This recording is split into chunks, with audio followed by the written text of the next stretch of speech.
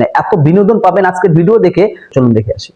তা ডিপজলকে বললাম যে তুমি আমার এই কবিতাটা কিভাবে আবৃত্তি করবা। তা ডিপজল আমার কবিতাটা আবৃত্তি করলে এইভাবে, ওই পাখি সব কর্তাছে রব, বোঝো নাই ব্যাপারটা, কাননে কুসুম কলি সব ছান্ডে মান্ডে কলজ হয়ে গেছে গা।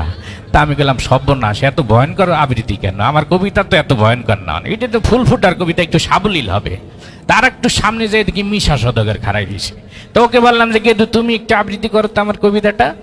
মিশা সদকের আমার কবিতা আবৃত্তি করলে এইভাবে, পাখি সব করে রব, রাতি পোহালো, এই ড্যাড রাতি পোহালো, কাননে কুসুম কলে সকলে ফুটিল।